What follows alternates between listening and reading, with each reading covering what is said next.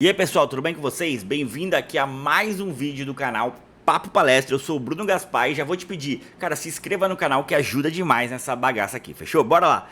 Cara, esse sábado agora, hoje, Palmeiras enfrenta o Juventude pelo jogo atrasado da 12ª rodada no Allianz Parque. O que seria para ser um jogo tranquilo, né? Afinal, o Juventude tá lutando para não cair, o Juventude tá nesse momento, vou até puxar aqui, deixa eu puxar aqui enquanto eu vejo, mas se não me engano ele é o penúltimo colocado do campeonato, né? Enfim, deixa eu vou achar. Eu tô procurando aqui, vocês não vão ver, mas eu tô procurando aqui, que eu deveria ter deixado aberto antes, obviamente, mas não deixei, né? Foda. Mas enfim, o Juventude exatamente, hoje ele é o vice-lanterna, né, do campeonato, então tinha tudo para ser um time bem embalado e tal, atropelar aí, ganhar, mostrar autoridade, ganhar em casa, fazer aquele, igual a gente fez contra o Vasco, meter 3, 4 e depois relaxar, né, pô, estamos ficando mal acostumados. Mas a CBF resolveu que não vai ser tão fácil assim, marcou o jogo pro meio da data FIFA. E o que isso significa, cara? O que significa o jogo no meio da data FIFA? Significa que jogaremos sem mais ou menos aí 6 titulares. Exatamente. Temos o Vitor Roque suspenso, aí não tem nada a ver com a data FIFA, né? Foi suspenso naquele lance ali no clássico contra o São Paulo, né? No fatídico clássico contra o São Paulo, naquele lance no entreveiro que ele teve ali na lateral, que até teve um princípio de confusão. Pra mim foi um cartão bem bobo, achei o Vitor Roque, eu gosto do jeito dele, tá? Eu gosto desse negócio dele de vibrar e tudo mais, mas nesse caso específico, já sabia que a gente teria esse jogo sem um monte de titular, eu achei que não precisava. Não sei se ele não tinha uma esperança de ser convocado ali naquele momento, já sabia que ele não seria convocado para a seleção. Então foi um cartão de fato muito bobo mesmo. Não serviu para nada e tal. Ficou suspenso e vamos perder o Vitor Roque. Fora o Vitor Roque, eu deixei aqui anotado, vou falar para vocês os outros jogadores que a gente, né, não contará. Então vamos lá. Temos os convocados para a seleção, que são Gustavo Gomes, Emiliano Martins, Facundo Torres, Aníbal Moreno e Flaco Lopes. Acho que o mais sentido aí, Flaco Lopes. Ainda temos o Kelvin, que ainda tá machucado, não joga esse jogo porque não tem condições físicas ainda. E o Ramon Sousa, que se machucou também contra o São Paulo, também provavelmente não joga. Não participou ainda, eles não participaram, tanto o Kelvin quanto o Ramon Sousa, até tinham a esperança de eles poderem voltar, mas não participaram ainda do treino com bola, então não jogarão contra o Juventude. E aí temos o Lucas Evangelista, que a gente já sabia, né? O Lucas Evangelista e o Paulinho, que essa temporada não jogam mais, infelizmente. Então assim, bastante desfalque, isso pode atrapalhar bem, mas já tem o time aqui, nós já temos o time provável que vai ao campo contra o Juventude. Eu até gostei, achei meu campo bem leve, vou falar aqui pra vocês o que eu apurei, qual é o time provável do Palmeiras. Primeiro o goleiro Everton, o Everton não foi convocado, então tá suave, não tem novidade aí, né? Everton não vai me aprontar, hein? Everton é meio embaçado.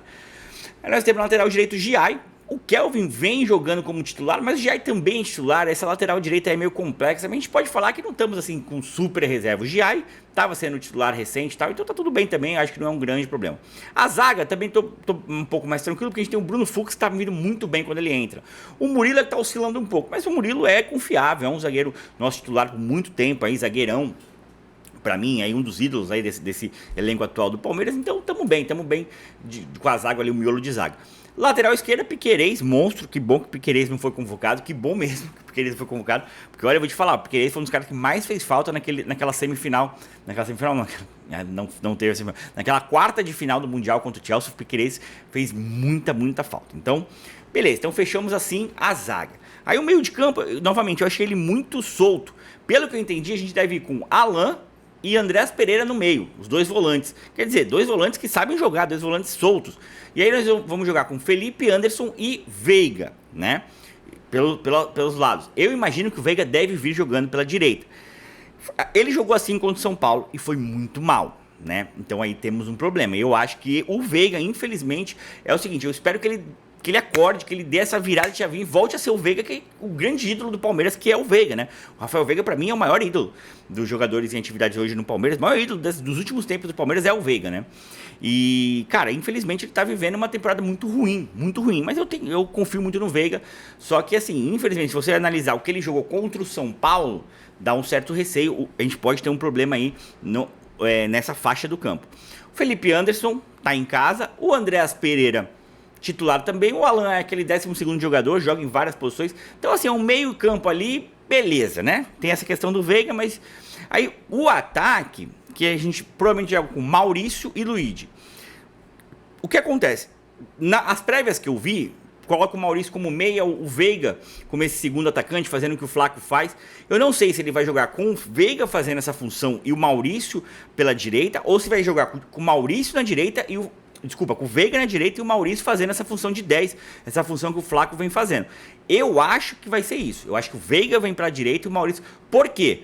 Porque foi assim que o Veiga começou como titular no jogo passado. Eu sei que ele foi muito mal, então não sei, vamos esperar na hora do jogo. É bom também que eles podem inverter isso, às vezes durante o jogo mesmo. O Alan pode cair pra direita, fazendo de repente o Maurício vir pra dentro, ou o Veiga fazer um segundo volante. Tem bastante possibilidade com esses jogadores. O Andréas Pereira pode ir pra direita, cara, tem muita possibilidade. O Felipe Anderson, assim, tem muita possibilidade nesses jogadores do Palmeiras. Pra mim o grande ponto é o Luigi.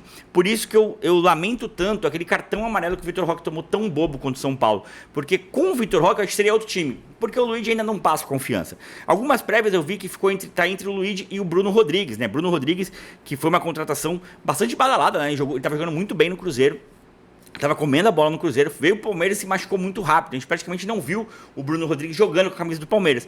Então eu tenho curiosidade de uma sequência pro Bruno Rodrigues, tenho uma curiosidade dele começando como titular. Como seria, quero muito, foi bem legal quando ele entrou no jogo que ele retornou, o estádio todo aplaudindo e tal, enfim. Esse jogo marca o início de 3 jogos que vão ser muito importantes para o Palmeiras. Esse jogo agora contra o Juventude, se a gente ganha, a gente bota 3 pontos na frente do Flamengo com critério de desempate a nosso favor. Ou seja, a gente tem uma rodada na frente do Flamengo, basicamente, se a gente ganha esse jogo.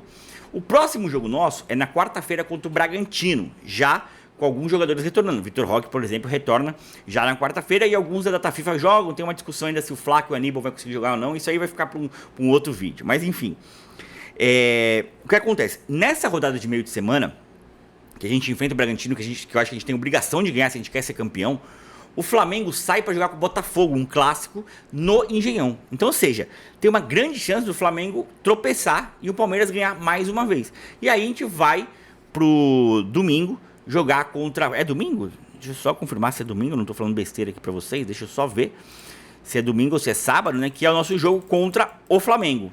E aí é que vai ser o negócio. Chegar lá, domingo, 4 horas da tarde, horário clássico. Cara, chegar lá com essa possibilidade de empatar e ser bem tranquilo pra gente vai ser sensacional. Porque se a gente ganha dos caras lá, meu Deus do céu, aí cara, aí reta final quase que administrar, né? Depois, o que acontece? A gente joga contra o Flamengo e aí já tem a semifinal, a primeira semifinal da Libertadores. Essa primeira semifinal da Libertadores, pra mim, vai ser muito importante. Por quê? Porque o Palmeiras joga contra a LDU lá. O Palmeiras já deu uma... Já surpreendeu alguns times jogando na altitude. Quem sabe o Palmeiras busca uma vitória? A LDU não é um time muito bom não, cara. Sendo bem honesto com vocês. Acho que o Palmeiras tem todas as condições de até na altitude fazer um bom jogo e ganhar da LDU. O São Paulo jogou muito bem contra a LDU, inclusive, lá, né? É que infelizmente acabou perdendo, mas infelizmente não, felizmente acabou perdendo. E até porque, obviamente, que eu prefiro enfrentar a LDU, não tenha dúvida, até porque São Paulo é um chororô absurdo. Imagina um chororô desse na Libertadores, né? Meu Deus do céu, como seria? Mas enfim, eles tiveram muita chance de fazer gol, não fizeram. A LDU acabou ganhando o jogo lá, o que condicionou totalmente o segundo jogo. Eu acho que se o Palmeiras volta com um empate, ou quem sabe até mesmo uma vitória, vai muito tranquilo pro jogo que vai acontecer entre as duas semifinais. E essa rodada entre as duas semifinais, o Palmeiras recebe o Cruzeiro em casa. Esse vai ser o negócio. Aí é que a brincadeira, tipo, já não tem mais brincadeira, entendeu? Aí vai ser embaçado. O Flamengo, por sua vez, joga com o Racing em casa. Então o que eu espero? Né? Querendo que o Flamengo se ferre pra gente conseguir ir bem no Brasileiro. O ideal é que o Flamengo empate, perca ou no máximo ganhe por um gol de diferença só do Racing em casa, porque aí ele vai muito pressionado pro segundo jogo na Argentina. Aí eles vão ter que poupar contra o Fortaleza fora de casa. Por mais que o Fortaleza seja um time que tá muito mal, aí a gente tá falando de um time que vai ter que poupar, com a atenção voltada na Libertadores, aí tudo pode acontecer. Ou seja, muita coisa pode acontecer. O Palmeiras pode acabar esse mês de outubro muito bem encaminhado nas duas competições, ou seja, na final da Libertadores e muito bem encaminhado no Brasileiro. Não é absurdo pensar isso. Tudo começa hoje contra o Juventude com um time bem desfalcado ou com um time sem sem a dupla que tá dando gosto de ver, né? Sem a dupla que mudou completamente o futebol do Palmeiras nos últimos tempos. Pra mim hoje, o Palmeiras tá jogando o melhor futebol dos últimos anos, assim, Eu não me lembro do último futebol que o Palmeiras jogou tão vistoso. Com o Abel Ferreira, pra mim, teve momentos muito mais competitivos, concordo. Aquele meio campo com o Danilo, com o Zé Rafael no auge, concordo. Só que, o Veiga no auge, só que um futebol tão vistoso, essa dupla de ataque que encaixou tão bem, isso eu não me lembro. E essa dupla, que parece que um jogador encaixou no outro perfeitamente, essa dupla a gente não vai ter, infelizmente, nem contra o Juventude e talvez nem contra o Bragantino. Então precisamos nos superar essas ausências e ganhar no Juventude pra estar bem aí, porque eu quero muito, cara. O que eu mais quero é ser campeão desse brasileiro, mas não só isso. Eu quero ser campeão desse brasileiro com 6, 9 pontos de diferença, pra não encherem o saco com esse negócio do São Paulo. Porque isso, infelizmente, vão falar agora pra sempre. Então eu espero muito que a gente consiga, e espero muito que o São Paulo se ferre assim, que ele fique muito pra trás, sem também fazer falta esses 3 pontos pra eles conseguirem nada. Porque eles vão pra Sul-Americana lá e não enche o saco. Que o lugar deles hoje é na Sul-Americana. Fechou, Teresor? O que você acha? Vamos pra cima do Juventude? Você acha que dá? Dá, é claro que dá, né? Deixa seu like aí, se inscreva no canal e bora pra cima.